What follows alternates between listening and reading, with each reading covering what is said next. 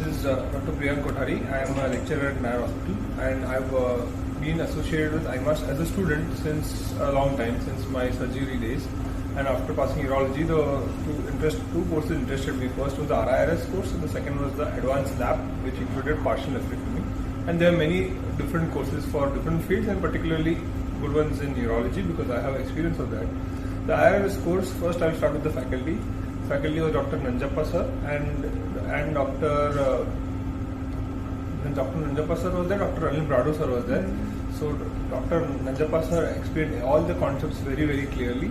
Most important thing is when to do an RIRS and when not to do an RIRS. Those are two very crucial things, and in which cases you should completely avoid them. And what are the tricks and tips to troubleshoot in case you get stuck during a case, which is very, very important. Knowing to do an RIRS is a different thing, but knowing to do an RIRS correctly is what we learned first through the lectures, and then later on, when we did hands-on, we had ample opportunity to not only use the scopes, different types of scopes, understand the different types of scopes, understand the lasers, and there were real life-like models which would mimic the real anatomy, and this helped us to not only understand the haptics and the intuitive, counterintuitive scopes, and the way to access the calyces, and then to lase the stones actually in real time, because they had stones inside those calyces, and there were lasers which are real life lasers, which gave us a very good experience, wherein we could understand what are the nuances of successfully accessing the stone first, and then being able to test them and being able to understand what are the different anatomical aspects.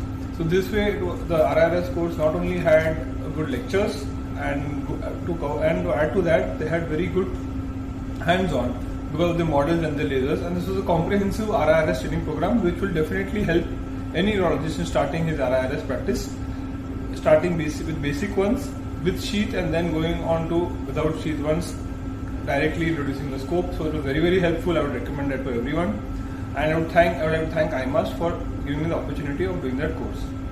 Now the second course which I attended, which was the advanced partial nephrectomy course. In this we had the faculty as Dr. Ghosh, Dr. Abhishek Singh, and Dr. 𝗍𝗿𝗶𝗆.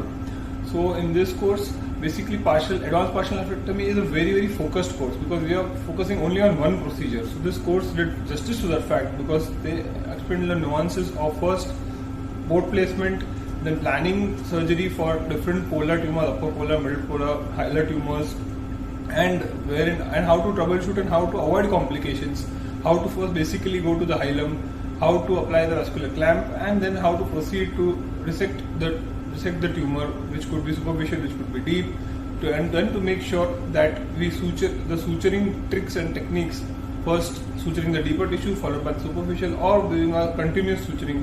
And how to do suturing was first explained in the lectures, but this was then followed up with a comprehensive hands-on on a porcine model, wherein we could actually do what we saw in the lectures. The models were very good because there was a good relation to the human anatomy, the artery, vein, and then they had put polythene tumors, so that actually mimicked a real-life partial nephrectomy, wherein we could do the hilar dissection, isolate the vessels, clamp them, and then actually cut these tumors, resect these tumors, and then the sutures which they provided with their needle holders and all the equipment made it a real-life experience. So actually, that could be as close as we could get to doing a partial nephrectomy, really, in actual real-time life.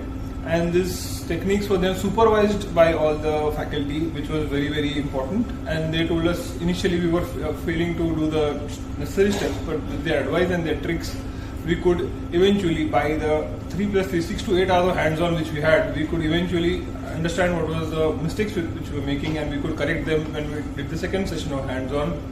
And the faculty was very, very interactive, and it will give us an edge when we start doing partial nephrectomies, and we know what to do and what not to do. So thank you 𝗖𝗏 for this course also, and the way they did it was very, very nice. Thank you, and special thanks to Dr. 𝗍𝗿𝗶𝗆 sir also. Thank you.